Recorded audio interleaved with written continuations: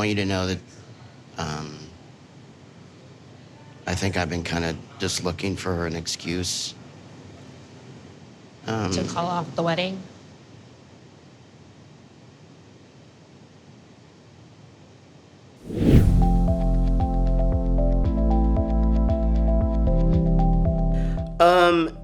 I do. I do and I don't. So I don't remember a lot of things. And I remember telling her the morning after the pasta gate that, I'm calling off the wedding, I'm canceling everything. She really didn't believe me, or she didn't hear me. And then the follow-up was my best friend, who was the officiant, sent her a text message, and then he told me her reaction was pretty devastating. So then I began to think, well, maybe she didn't hear what I said. I don't regret calling off the wedding, and here's why. I knew 3 months prior that it wasn't going to work. I just knew it didn't feel right.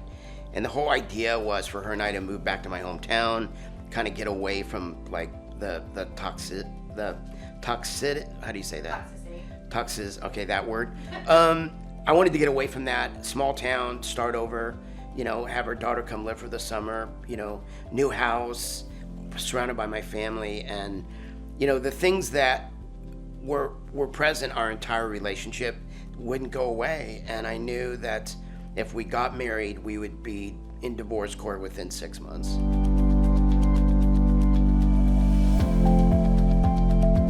You know what? Not this time. And that's the way I knew that really I was done was in all the other breakups. I think there were only like 13, but I would go through and erase all of our pictures, any memory, any idea, or any image of her I couldn't see, or I would go into a tailspin.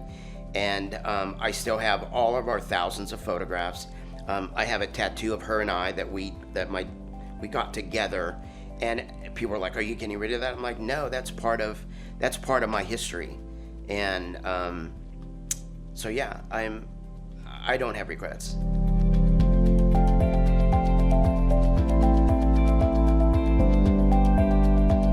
Probably the number one thing I learned from this relationship were that you have to have respect, and if the person doesn't respect you, then it's never going to work. And I never, and people didn't get to see that part of our relationship, but I never felt respected.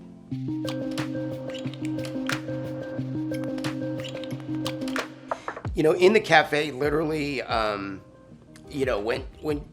when she starts to cry, it upsets me, and it still didn't change my mind, but and I still love her. I still loved her at that moment, but it's I don't want her to be in pain. I want her to go on and be happy, and I knew that it wasn't going to work. And it's like, this was like, for me, it was like the least, painful path of resistance.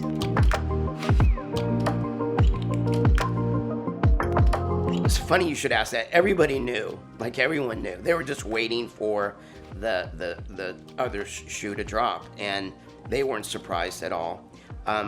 One thing I did do out of respect to our relationship is I hid a lot of our fights, and because I didn't want them judging Liz. I wanted her to have every opportunity to earn their love and respect, and they really loved her. They really liked her, but they knew, that it was never going to work.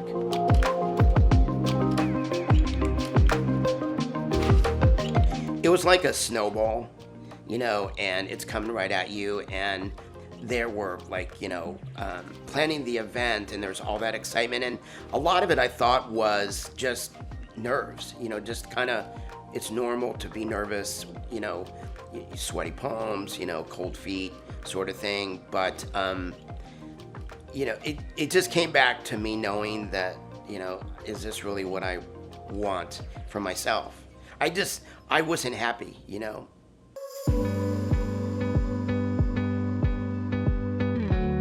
I always go to my self-deprecation. It always, it softens the blow. I wanted her to know, that let me be the asshole. Let me be the reason you move on. And for me, it was like I didn't want to blame her. Like, I didn't want her to walk away with, oh, I failed. And that's the one thing that probably, sorry. One second. So,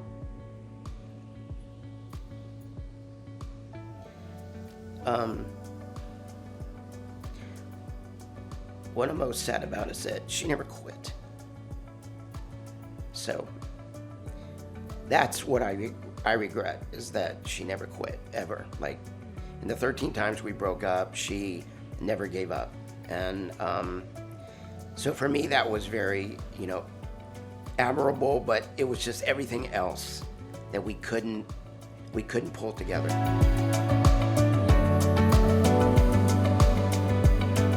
New York was a lot of fun. Can I say that? Yeah, it's still going to be a lot of angst. There's still going to be, you're going to see a lot of frustration on both sides, especially between her side of the family and mine. And you're also going to see a lot of, sadness and tears, because at the end of the day, it's a breakup, and hearts are going to be broken.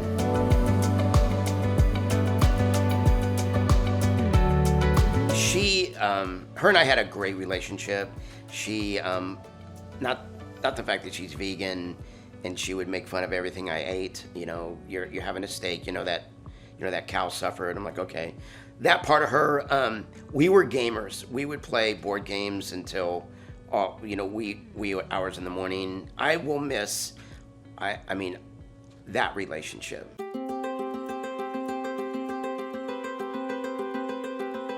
Sort of, like, very servicey.